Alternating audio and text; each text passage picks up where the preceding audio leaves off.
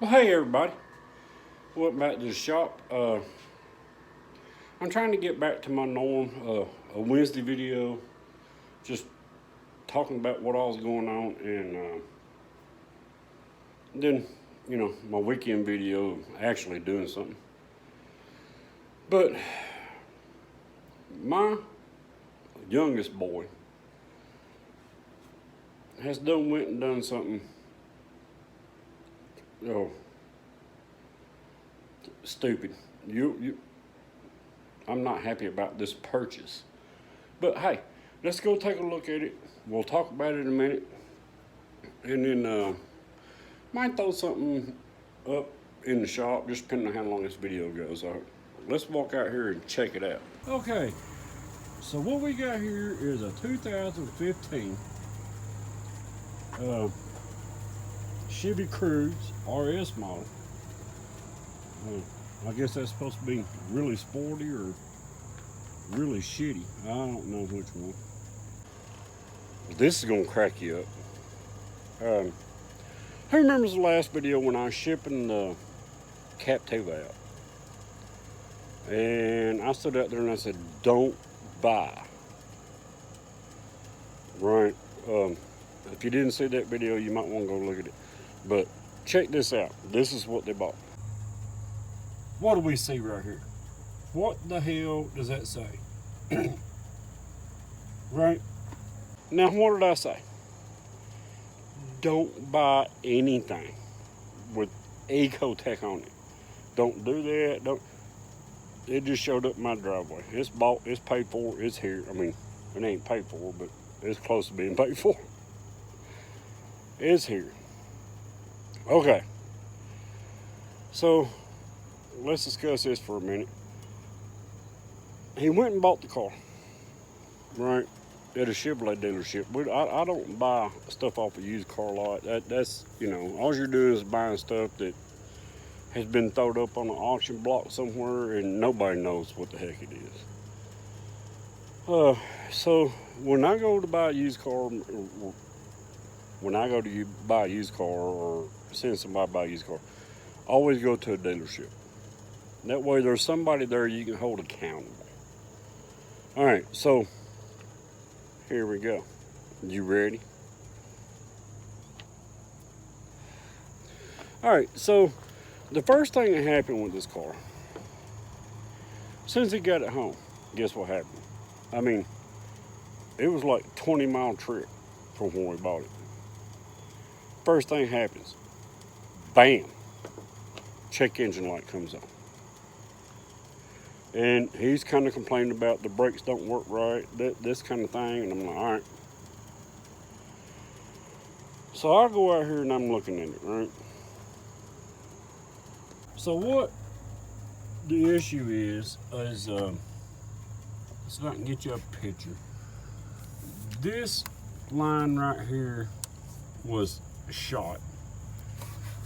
This line right here, I mean, massive vacuum leaks. I mean, so bad that the brakes wasn't even working right. So, okay. No big deal. Oh, I still really love plastic intakes. Are you shitting me? All right, so we called the dealership back up. Hey, man, you won't even take it through emission control and stuff like that? Because we still got emission control here till January this year. So in order for him to get tags on it, he's got to take it through emissions. And I'm like, check engine lights on. We got massive vacuum leaks. We just bought this thing yesterday. It's coming right back to you, right? So we take it back over there and, they're saying, well, it's not our responsibility, all this stuff. And I said, look, dude, the sticker on the side of the car said it went through a 16-point inspection. I said, what was your inspection? Walk around the car and go, oh, it works good.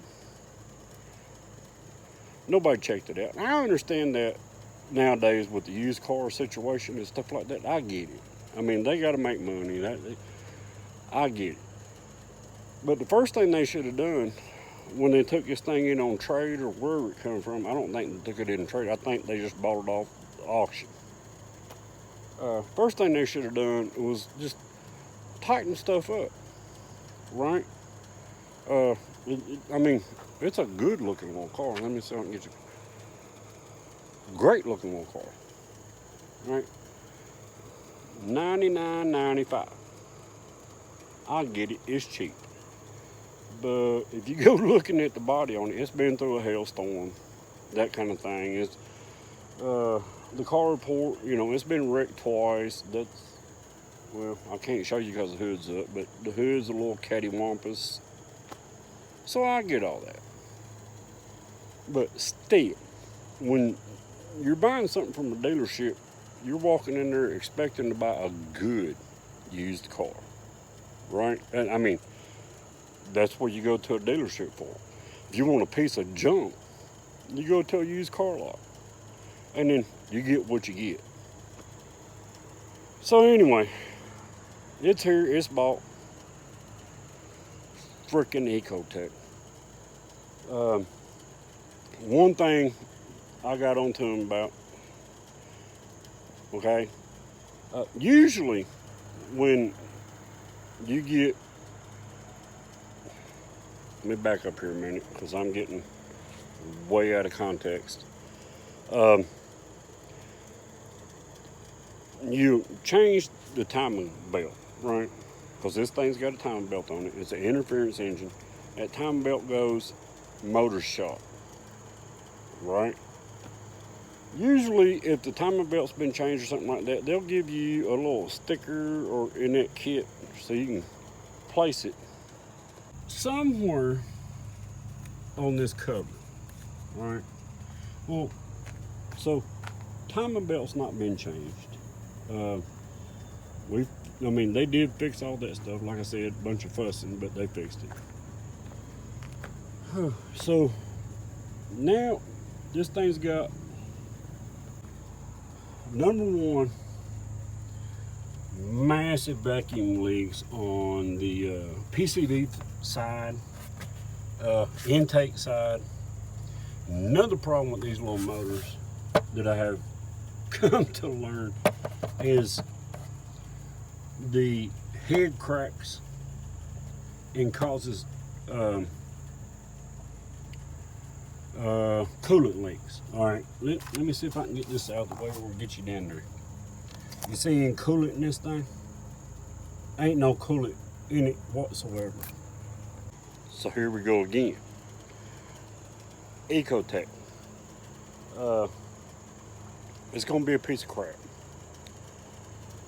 He bought it because he wanted a better car than what he had. Not realizing he had one of the best engines that General Motors had put out in that little Malibu he had. That thing had 280,000 miles on it, and that still runs strong, fine, perfect. The car was a little ratted out, I get it. But now here we go. We're gonna go down the rabbit hole. I'm gonna change the timing belt and stuff on it. The coolant loss, major cause for concern, because if it's losing, when he brought it home a week ago, that thing was full. It's empty. Coolant's going somewhere. There's no leaks under the car or anything like that, so it's got to be something internal. So again, I got it back here checking the brakes out, which I'm pretty sure it just needs brake pads. But get accustomed to seeing this thing. Here, let me step over here. You can see. Get accustomed to seeing it. It's going to be sitting back here in the wrecking yard at least a week or two a month, trying to fix stuff. That's what new cars do. If they get over 100,000 miles on them, I guess they expect you just to trash it. I know my 80s, that little Blazer, that 85, I know you can't see it sitting out there. They was expected to run 500,000 miles, and always did it, unless you didn't take care of it. But here we go, down the road again. Another one of them situations where nobody listens. nobody pays attention to anything I say. If y'all remember back when I was getting rid of that Captiva, said don't buy anything with Ecotech on it. Heck, as far as that goes, don't buy new cars. Why would you buy a new car? Why would you spend $30, $40, $50, $60,000 on one that it ain't gonna last a year? I guarantee you, it won't last a year. Not without starting to have problems, which is okay as long as you got warranty, right? So I can just take it back. But then you got to deal with the mechanics in the shop that don't know what the hell they're doing in the first place. So you just get, crap piled on top of crap, or piled on top of crap. Anyway, let's do the brake thing. I ain't gonna video any of that. I will video putting the timing belt and all that stuff on it. Evidently, I'm an idiot. They was told. Now, we're gonna spend a crap ton of money trying to keep this thing running. All right, that's about it for the rent. I'm not happy. I'm not happy at all. But he bought it. We'll deal with it. He did spend his own money. Worked really hard for the last 2 years getting the money up to buy it. So, I'm proud of him on that thing. But nobody listened. Anyway, let's do this. I would like to put something in here in this video. I don't know if it's going to work in the shop. And we'll just see how that works out. Hang on. All right, guys, instead of putting something in there from the shop, I'll just save that for a shop video. I'm going to put in here where we worked on the larger truck, putting the gas tank back under it. I ain't looked at them videos. I'm just going to stack them together and throw them in this video. All right, hope you enjoy that. Here they come. All right, guys, we out here messing around with this F-150 again. We've got this stuff to do. Like a fuel filter. Fuel filter. Install. Gas tank. Y'all already seen it. New fuel pump. Vents. Fuel tank pressure sensor. Throw it back up under there. And now he's in a perplexing situation. Does he buy a new transmission to put in this thing, or a remanual? Reman. We're already putting a reman motor in.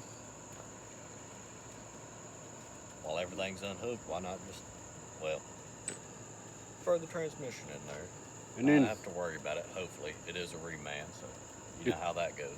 If any of y'all been, watching all the videos, when he first pulled it in here, I was messing around with, it's a straight shift. What is it, 5-speed? Yeah. And I was going through the gears. I mean, you can just hear it clang, clang, clang, clang, clang, Transmission's got 180,000 miles on it. Has had a clutch pressure plate throwout bearing put in it whenever the motor was swapped. The one that we yanked out was a crate motor. They'd been in it for probably 10 years. And it was a race truck. In a previous life. So, I think the synchronizer's about wore out in this thing. Yeah. So, I give the advice, why not? Why not just throw a reman training in there and not have to worry about it? Because the last thing I want to do once I get that new motor in there is so we got, have to drop the transmission out. Mosquitoes. Freaking skaters. So then he ends up with a remanufactured motor, remanufactured transmission. Hopefully all that'll do him well for a while. Remand. Yeah. You never know. You might start it up and everything fly apart. Yeah. But hey, we're fixing it up under here and throw this gas tank in, that fuel filter, get that kind of stuff out of the way, and then let him ponder on if he wants to spend another $1,000. I don't want to. He makes a crap ton of money. Yeah, right. He makes so much money, it'd make all of us look, Money? What's that? I've only seen that a couple times. All right, hang on, man. We'll show you putting this thing back up under here, and then we're about back to getting all this stuff done. Hang on. All All right, we got a fuel filter back in. Of course, you know, the quick. I'm about to get it up here. Where's it at? I'll find it. There it is. Quick connect's got to go back on. Let's see if we can show you that. Hey. There you go. We're just gonna get that locked. Right. Back in. It might take a couple seconds. It's a damn Ford. I got it. I got to do some more pressure. Then we'll put the inlet side on.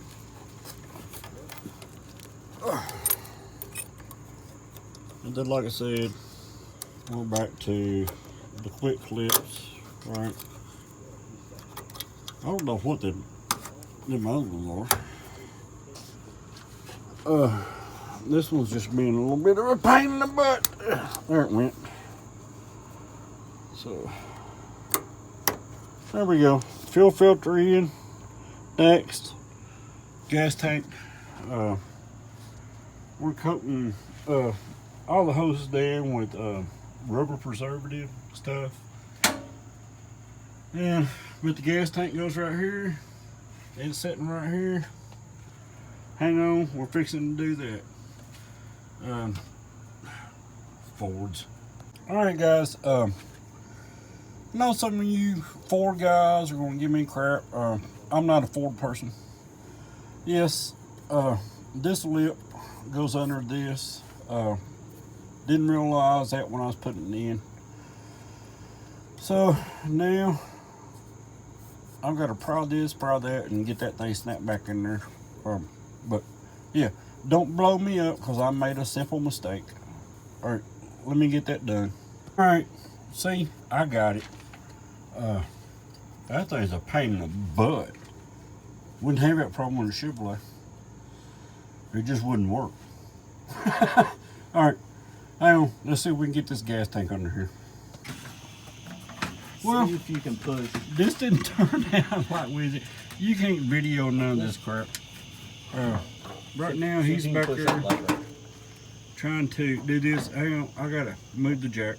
See that one strap right there, but if you're over here on this passenger side and you got that tank supported from the driver's side, you can just about get through here and hook up that vent, the pump right there, pressure tank, sensor, the other vent. There's your fillet neck. You can see that's where it's gonna go right there, but it's kind of a two-person thing. You can do it by yourself, but it is a pain in the butt. Got the filler neck hooked up. I know it's tight under here. Got the vent. There you go. Other vent. Hangers.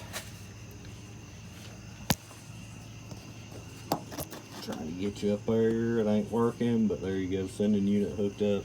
Everything's hooked up. Only problem is now, how am I gonna get out from up under this dang thing? All right, guys, that's the end of this one. Hope you enjoyed it. Maybe there was some information in there you got something out of. I don't know. But that little car is going to be a problem. All right, that being said, I'll get off here and start working on the next video. Like, share, subscribe, leave a comment. You know the routine.